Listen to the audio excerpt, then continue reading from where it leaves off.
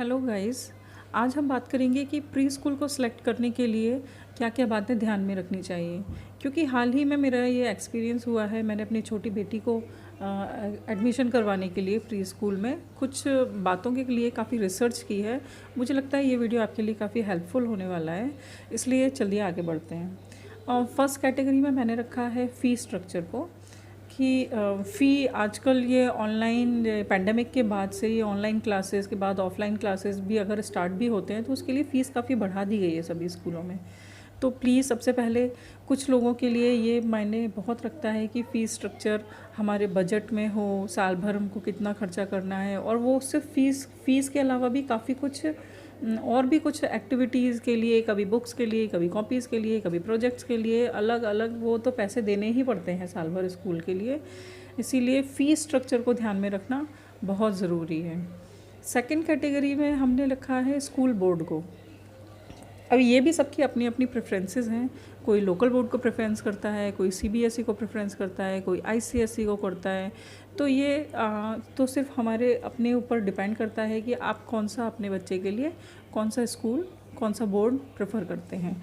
तो ये बात को ध्यान रखना है कि ये आप जिस स्कूल में अपने बच्चे को एडमिशन के लिए ले जा रहे हैं वो कौन से बोर्ड से एफिलिएटेड है। तो इस बात का ध्यान रखना भी बहुत ज़्यादा ज़रूरी है। थर्ड कैटेगरी में हमने रखा है स्कूल डिस्टेंस को।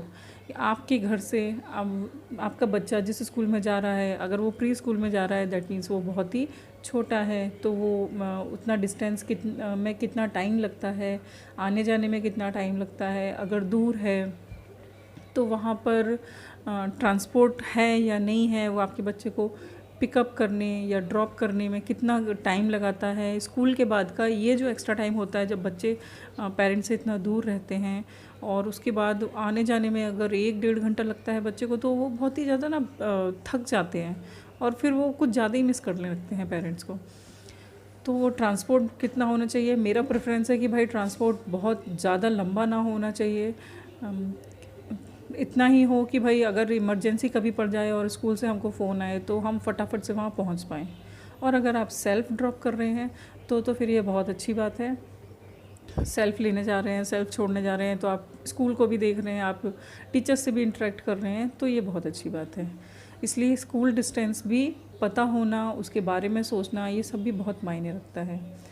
फोर्थ कैटेगरी में हम बात करेंगे टीचर और स्टूडेंट का रेशियो कितना है।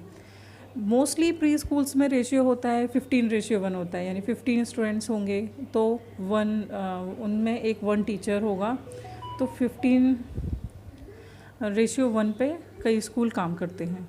लेकिन अब ये है कि स्कूल अभी बंद चल रहे थे, टीचर्स की बहुत कमी हो गई थी, तो कुछ स्कूलों ने 20:1 भी कर दिया है, या फिर 10:1 पे भी कुछ स्कूल काम कर रहे हैं। तो ये भी पता करना बहुत ज़रूरी है कि भाई हमारा बच्चा जिस क्लास में पढ़ रहा है उसमें उसके साथ और कितने बच्चे पढ़ रहे हैं, और उतने बच्चों को संभालने के लिए एक टाइम में कितनी टीचर उन पर ध्यान दे रही हैं।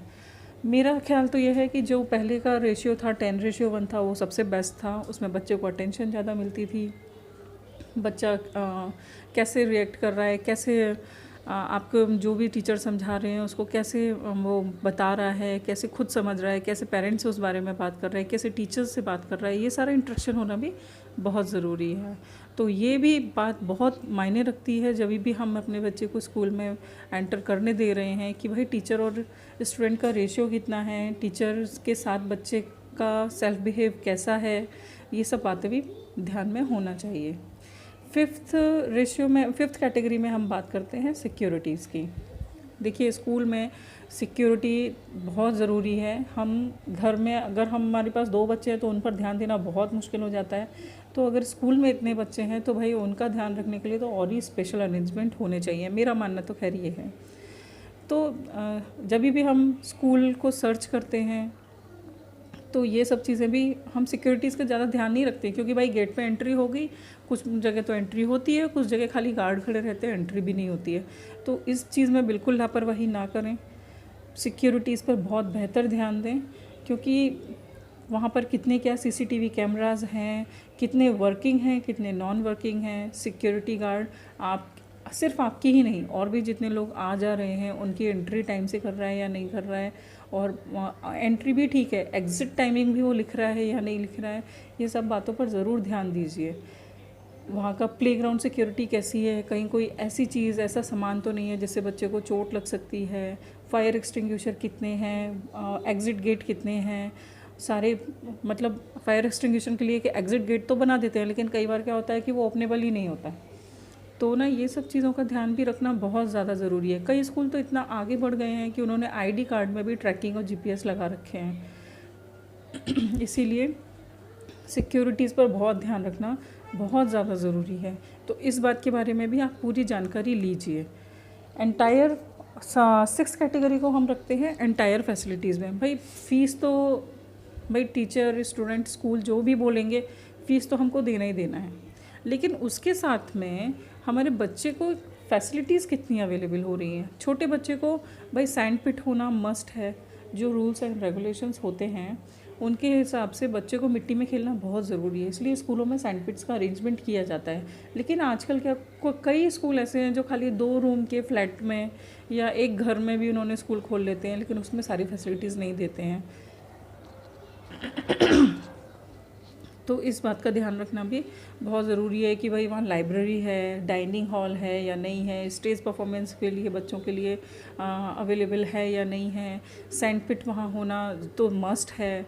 कलर्स पर कैसे ध्यान दे रहे हैं बच्चों को, छोटे एज में हम पेंसिल्स नहीं पकड़ाते हैं, बहुत ज़्यादा उन पर वर्क भी नहीं करवाते हैं, रिटर्न वर्क नहीं करवाते हैं, तो उसके लिए मोटे वाले कलर्स को अरेंजमेंट किया जाता है। तो ये सारी बातें भी पता होनी चाहिए एज अ पेरेंट, आपको ये सारी बातें भी पता होनी चाहिए। और फाइनली बात तो ये है, ये सारी कैटेगरीज तो तब होगी ना जब आप स्कूल को ढूंढ लेंगे, आप स्कूल को पता कर लेंगे। सबसे पहले आप अपने एरिया के 5-6 किलोमीटर के अंदर ही एक लिस्ट तैयार करें कि प्री स्कूल कितने अवेलेबल हैं आपके पास। उसके बाद आप अपनी इन कैटेगरीज़ के हिसाब से उन स्कूलों को सर्च करें। तो वो धीरे धीरे वो जो आपने जो भी लिस्ट बनाई है उसमें से कुछ स्कूल कट जाएंगे, कुछ आपके लिस्ट में रह जाएंगे। फिर आप अपने इन कैटेगरीज़ को वहाँ पर जो भी आप प्रेफर करना चाहते हैं अपनी कैटेगरीज़ में, जैसे फ़र्स्ट कुछ लोग फ़ीस को प्रेफर करते हैं, कुछ लोग स्कूल कितना दूर है, कितना पास है उसको भी प्रेफर करते हैं, कुछ लोग ये भी प्रेफर करते हैं भाई वहाँ बोर्ड कैसा है, और सब कुछ एक ही स्कूल में मिल जाए तो भाई ये तो लक की बात है कि सब कुछ आपको एक ही स्कूल में मिल गया है, तो आप बहुत लकी हैं। स्कूल को सर्च करने के लिए आप 2 तरीके से सर्च कर सकते हो। एक तो ऑनलाइन सर्च कर सकते हो, आप उनकी वेबसाइट पे जाके सर्च कर सकते हो, और आप एक ऑफ़लाइन फ़िज़िकली भी जाके सर्च कर सकते हो। फ़िज़िकली जाकर सर्च करना बेटर इसलिए है कि वहाँ पर आप जाकर सब कुछ, स्कूल का एंटायर माहौल कैसा है, वहाँ के टीचर्स का रिएक्शंस कैसा है, वो उन लोगों का बिहेवियर कैसा है, ये सब चीज़ें आप जाके खुद से देख सकते हो। सिक्योरिटी आप चेक कर सकते हो, टीचर से आप इंटरेक्ट करेंगे तो आपको पता लगेगा वो आपके मतलब मोस्टली वो कैसा ध्यान कर रहे हैं। बाकी बच्चों को भी आप वहाँ पर देखोगे वो टीचर्स के साथ कैसे बिहेव कर रहे हैं, कैसे रिएक्ट कर रहे हैं। ये सब चीज़ें फ़िज़िकली ही, मेरे लिए तो फ़िज़िकली जाकर ही बेटर होता है। मैं कई स्कूलों के चक्कर लगाए, उसके बाद फाइनली मैंने अपनी लाडो का एडमिशन करवा दिया है, जिसमें मुझे फ़ीस स्ट्रक्चर ज़रूर थोड़ा ज़्यादा मिला, लेकिन वो मेरे घर के बहुत पास है। टीचर स्टूडेंट रेशियो भी 10:1 का ही है। सिक्योरिटीज़ भी वहाँ बहुत अच्छी हैं। वहाँ उनके पास सैंड पिट भी है, लाइब्रेरी भी है, डाइनिंग हॉल भी है जिससे वो डाइनिंग मैनर्स सीखते हैं। स्टेज के भी है कि भाई बच्चे को रोज़ किसी न किसी टॉपिक पर बच्चे को वहाँ जाके कुछ ड्रामा, प्ले, डायलॉग्स कुछ ना कुछ वहाँ बोलने होते हैं। लेकिन ये सब की अपनी अपनी प्रायोरिटीज़ हैं। तो आई होप मेरा ये वीडियो आप लोगों के लिए काफ़ी हेल्पफुल होगा। तो प्लीज़ लाइक करें, सब्सक्राइब करें एंड ऑल्सो शेयर करें, और कमेंट में मुझे प्लीज़ बताइए कि सच में ये आपके लिए हेल्पफुल था या नहीं था। Thank you so much.